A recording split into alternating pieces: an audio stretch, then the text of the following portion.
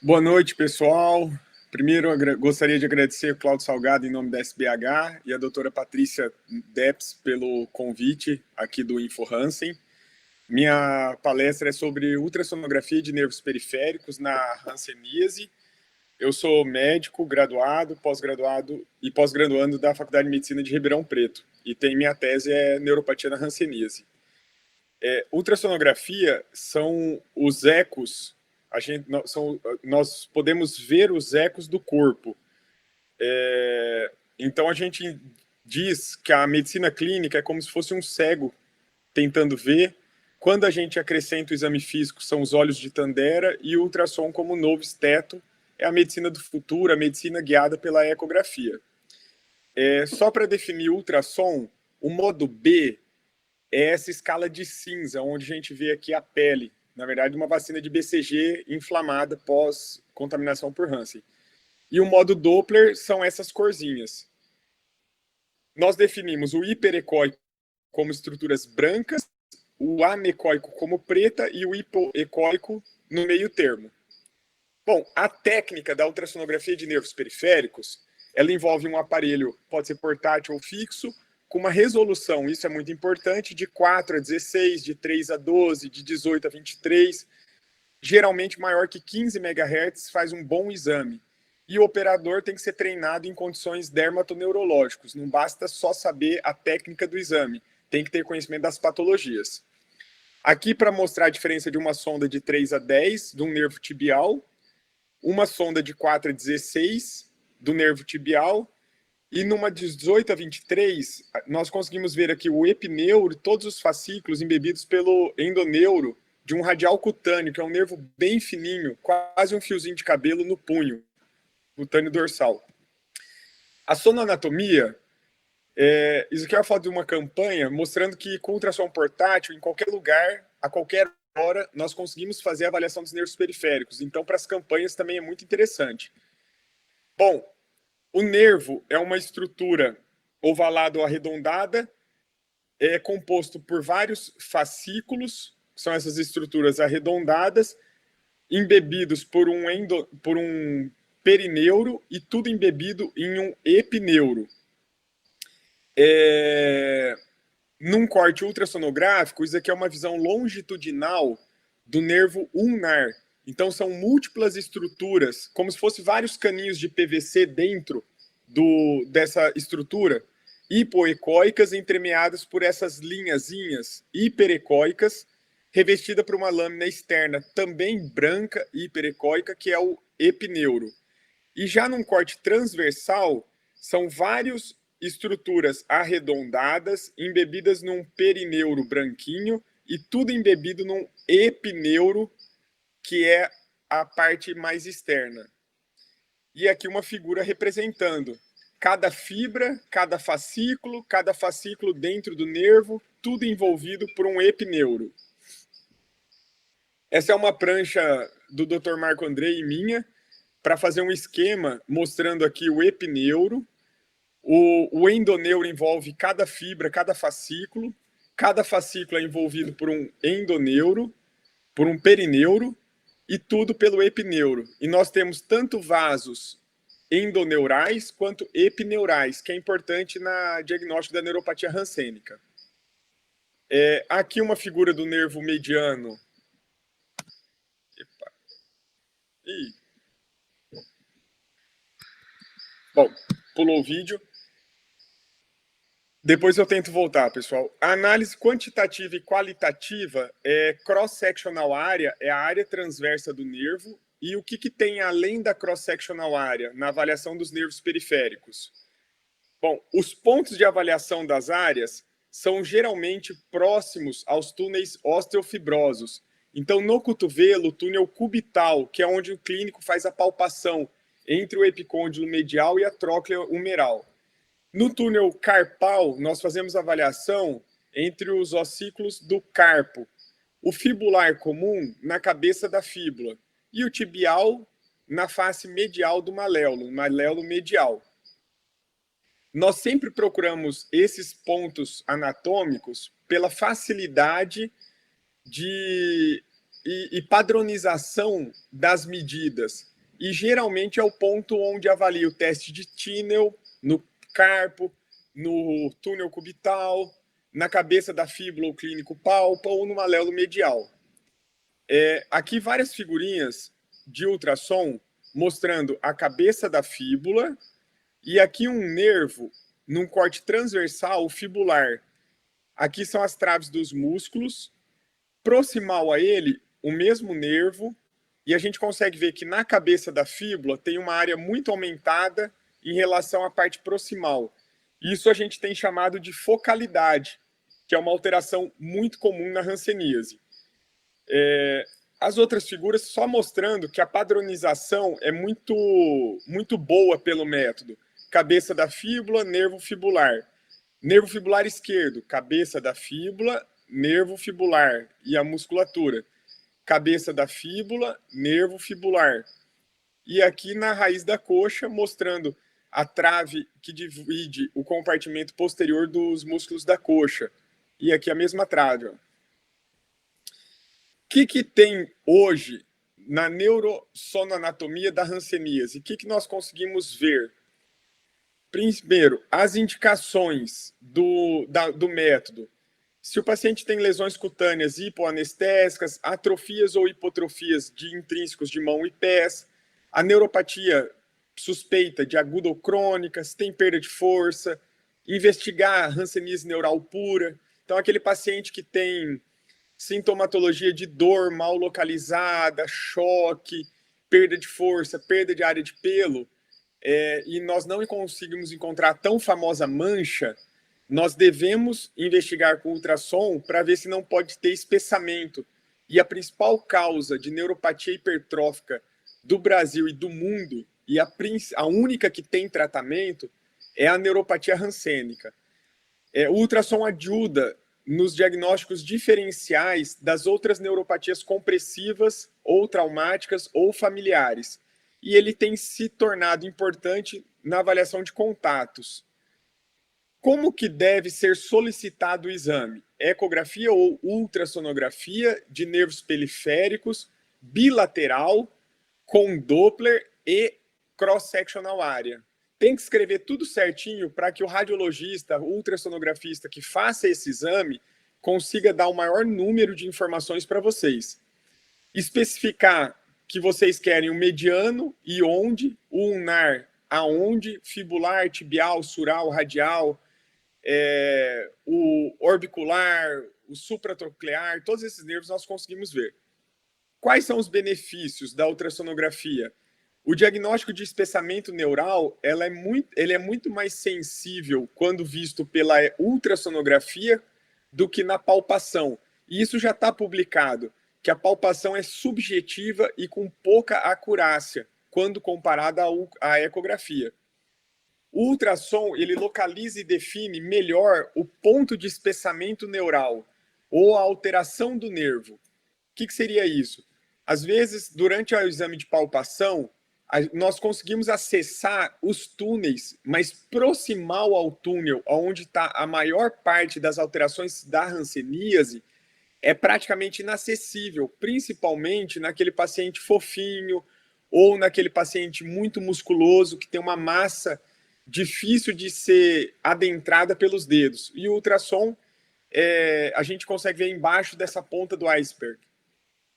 O território que nós conseguimos examinar, por conta de tudo isso, também é muito maior. Eu consigo avaliar um nervo ulnar de punho à axila e em 5 minutos fazer uma varredura completa, prestando atenção e identificando todos os pontos de espessamento. E dá para avaliar em mais 5 minutos o contralateral. E os dados para o acompanhamento é mais objetivo, porque eu dou uma área, eu dou um número. E esse número de 10, 12, 14, 24, 100, ele vai servir no acompanhamento, no segmento das neuropatias, quando tem Doppler, quando não tem Doppler. E na questão de segurança do trabalho, é importante também para o nosso paciente ter um laudo que documente essas alterações para que possa conseguir o benefício também. A neuropatia na hanseníase, o que já está publicado? Vamos lá. As consequências mais graves são decorrentes do envolvimento neurológico. O professor Ben Nafis, da Holanda, ele diz, junto com o professor Norma, com o pessoal da SBH, que a hanseníase é uma doença primariamente neural, secundariamente imunológica, e depois vem o palco principal, que é a pele. Então, quando tem uma lesão cutânea, muito antes disso, já ocorreu o envolvimento dos ramúsculos neurais ou dos troncos nervosos. E isso a gente consegue ver precocemente com o ultrassom. A palpação é subjetiva, tem que ter um treinamento, e a concordância entre a palpação não é satisfatória. Quando visto pela ultrassonografia, a concordância entre sujeitos, entre radiologistas, ela é satisfatória. Quem publicou isso foi a professora Helena Lugão, da faculdade da FRMP da USP. A avaliação das manifestações cutâneas só mostra o resultado do que já está acontecendo embaixo. Lembra da ponta do iceberg? Essa é a pele. Todo aquele gelo que está embaixo, submerso, são os nervos que a ultrassonografia consegue acessar. Madarose, lesão neurológica, lesão em ilha hipoestésica com alteração de sensibilidade, neuro. Lesão em ilha com alteração de sensibilidade, neuro. Lesão em ilha com sensibilidade, neuro. Então, a hanseníase é neurológica. Nós devemos ver os nervos. E o melhor método hoje é a ultrassonografia. Tem melhor custo-benefício quando comparado à ressonância magnética, consegue acessar os ramúsculos neurais muito mais eficientemente e com maior acurácia diagnóstica, inclusive podendo fazer Doppler para diagnosticar as neurites, que é a inflamação do nervo. Isso que eu acabei de falar, a comparação entre ressonância e ultrassonografia, desde 2000 com Martinoli, já colocou o ultrassom em primeiro lugar, inclusive diagnosticando mais neurite do que a própria ressonância magnética, com contraste. O Jane fez a avaliação da palpação, avaliação funcional e o ultrassom. E o ultrassom ele identificou o maior acometimento neural, o maior número de nervos acometidos e a presença do Doppler. O professor Elias fez uma avaliação de ultrassonografia e eletrofisiologia. E ele concluiu que eles têm papéis complementares na investigação da neuropatia rancênica. Não é porque o paciente tem uma ultrassonografia muito alterada que ele tem que ter eletroneuromiografia alterada. Eles são complementares. Apesar dos avanços do ultrassom, desde 2016, com o pessoal da Itália, começarem a falar os critérios diagnósticos de desmielinização e lesão axonal também pelo ultrassom, isso não substitui a eletroneuromiografia. Um avalia estudo anatômico, o outro estudo fisiológico. Certo? Guyton e Moore. É completamente diferente, mas os dois são complementares. O professor Frade, ele avaliou e introduziu novas medidas importantes na avaliação da neuropatia rancênica, que é o delta-CSA. Delta-CSA é quando eu pego a cross-sectional area, a área de secção transversa do nervo do lado direito menos a do lado esquerdo, ou vice-versa. Então, é a maior área seccional de um membro menos a menor área seccional do outro membro. Quando essa diferença ela é maior que 3 milímetros quadrados ou 0,3 centímetros quadrados, se torna importante ferramenta diagnóstica, porque a hanseníase ela é uma neuropatia hipertrófica, assimétrica, focal, sensitiva, motora. E ainda tem o delta-TPT, que é a palpação, a avaliação do ultrassom no túnel e no pré-túnel. Por enquanto, isso só foi feito para o nervo ulnar. E vários autores, desde 2013, com o professor Marco, passando por Batalla em 2017, por Léo Visser em 2018, eles têm mantido a opinião em 87,5% dos pacientes que apresentam focalidade proximal aos túneis fibrosos, nesse caso para o nervo ulnar, eles têm mais chance de ter hanseníase. E é o principal sítio de alteração com espessamento, é proximal ao túnel. Várias figuras, né, uma prancha aqui de imagens de ultrassonografia, todas as imagens do nosso grupo, mostrando que o espessamento do nervo ulnar no mesmo paciente ele é assimétrico. Vamos lá, gente. O nervo ulnar no túnel cubital direito mede 16, no esquerdo mede 11. O delta é de 4 a 5, 4,9. Provavelmente, esse paciente com essa neuropatia hipertrófica bilateral assimétrica é portador de hanseníase. Dificilmente uma neuropatia diabética ou por depósito, por metabólica, ela vai causar uma assimetria tão importante, com capa tão alto. No pré-túnel também existe, ó, 16 e 13, só que deu uma... Não, desculpa, aqui eu estou avaliando a focalidade. A focalidade do direito, de 16 para 13, é diferença de 2. E a descrição desse laudo nós fizemos assim, ó, espessamento difuso envolvendo desde o pré-túnel cubital até o túnel cubital, assimétrico, padrão heterogêneo, oligofascicular, com ecogenicidade diminuída e presença de discretos pontos do Doppler perineural à direita. Esse paciente procura mancha. Se não tiver, é neuropatia rancênica pura. Tem cara de porco, focinho de porco. Vamos perder a resistência. O método é muito bom. É fantástico. A professora Helena firmou com esse critério de assimetria. Então, o espessamento assimétrico da neuropatia rancênica. E ela fez avaliação de pulse com multi. Que isso é importante? A questão do Doppler, da assimetria, da focalidade, a gente já falou. Então, esse psural na perna com vários pontos Doppler. Esse tibial num corte transversal com ponto Doppler. Esse tibial com corte longitudinal com vários pontos Doppler. Esses pacientes, eles têm uma neuropatia com Doppler positivo, ou seja, neurite. Depois do advento do ultrassom, a gente tem começado a falar na neuropatia silenciosa. Semana passada, uma paciente veio fazer túnel carpal comigo e ela tinha um Doppler exuberante. Quando eu fui fazer o contralateral, também tinha Doppler. Aí eu fui para os nervos ulnares e tinha esse espessamento pré-túnel cubital. Então, tem uma neurite de medianos com espessamento assimétrico dos ulnares. Passou com a dermatologista, achou duas manchas, duas máculas hipocrômicas no joelho, hipoestésica, anestésica, com alteração de sensibilidade.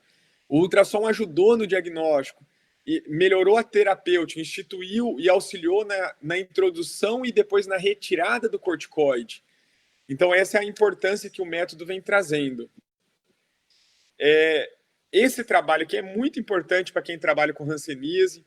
Eu acho que ele descreve quase todas as alterações, desde padrão ecotextural, que eu vou mostrar daqui a pouquinho, Doppler, espessamento de perineuro, e faz como se fossem vários trabalhos em um só, provando essas alterações. Essa figura, esse esquema, né? Primeiro, eu mostro aqui um espessamento do epineuro do nervo. E na imagem ultrassonográfica é o mesmo espessamento. Aí o Visser falou que quando tem mais de 0,03, é um espessamento com maior probabilidade de ser hanseníase. Aqui a gente encontrou um de 0,12. Então é um belíssimo espessamento epineural. E se nós lembrarmos da fisiopatologia, junto com o Schollard, ele fala que a entrada do bacilo no nervo ocorre através dos macrófagos, primeiro nos vasos epineurais, para depois adentrar o endoneuro e causar as fibroses e a perda axonal. Então, as primeiras alterações é de epineuro, onde recebe a vasa nervorum. Essa prancha, nós fizemos uma caracterização de vários padrões de nervo. Então, um nervo normal, e esse padrão E e F são os principais padrões para quem for trabalhar com imagem para pensar em neuropatia rancênica. É a distensão focal dos fascículos. Ó. Observando nesse normal, que é o Honeycomb, cada fascículo tem praticamente a mesma espessura e até 2 milímetros. Quando nós encontramos vários fascículos de mesma, destacando alguns com uma hipertrofia hipoecóica, essa alteração ela é fascicular e tem uma chance de ser hanseníase ou uma neuropatia desmielinizante. Já se tiver esse padrão oligofascicular com espessamento do epineuro e Doppler, a tendência maior é da neuropatia rancênica.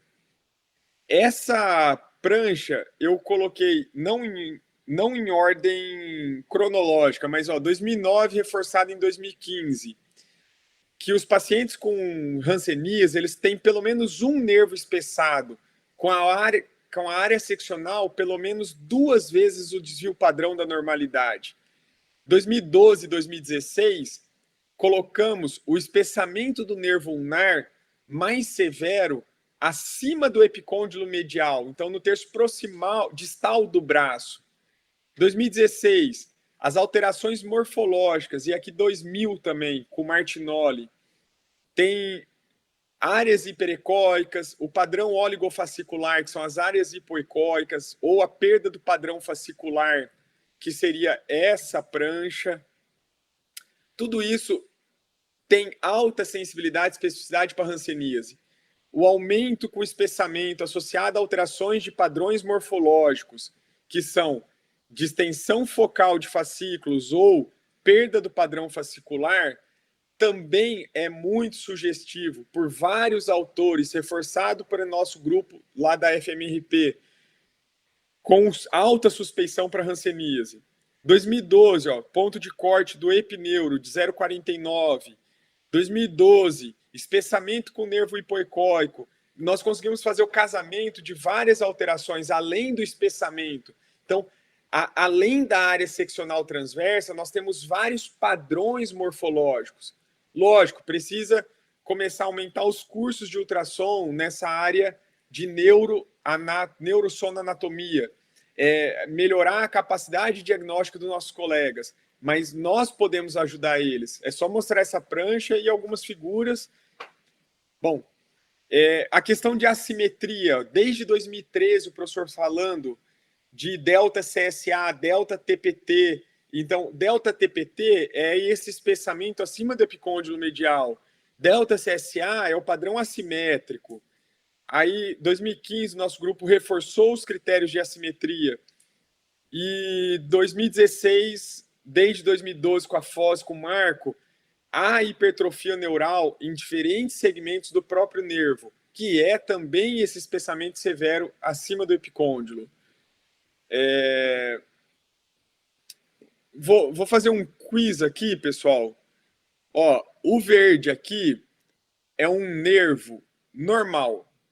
E eu gostaria de perguntar para vocês se o A, um espessamento difuso do nervo, é hanseníase?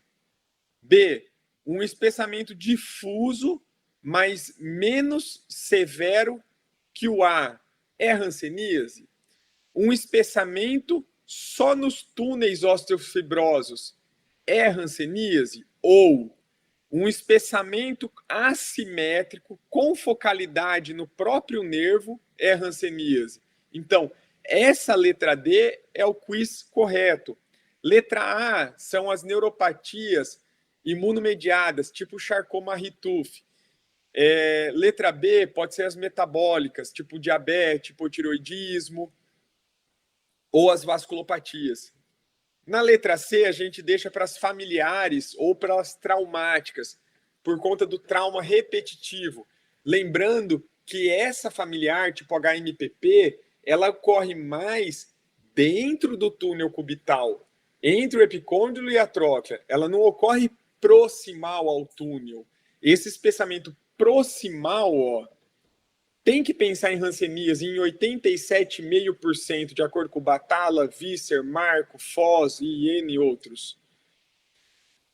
O que a gente traz aqui para o futuro? Pensando, então, nesse espessamento, ó, desde a axila, passando para o distal do braço, chegando depois no túnel cubital. Esse padrão de espessamento, com focalidade, pensa em hanseníase. Ó, o espessamento dessa paciente era desde aqui a prega cubital, desde o pré até o pós. E nós conseguimos ver a salsichinha aqui, ó, com espessamento mais focal. Essa focalidade intraneural, nós começamos a observar também aonde? No pré-túnel cubital. O que é isso aqui? Ó? O padrão de um nervo normal. Esse nervo não é espessado.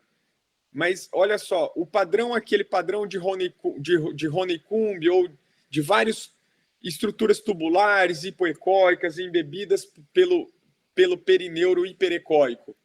Quando eu avalio no túnel cubital, aqui eu tenho o epicôndilo e a tróclea, eu encontro um nervo com um padrão Honeycomb habitual, talvez um espessamento do epineuro, eu não medi, mas no pré-túnel cubital, aqui o húmero, eu encontro vários fascículos, né? 1, 2, 3, 4, é bem diferente essas duas imagens. E no corte longitudinal, que é o que comprova o que eu estou vendo, eu vejo pelo menos 1, 2 fascículos com desmielinização mais severa, que é uma hipoecogenicidade com distensão do fascículo.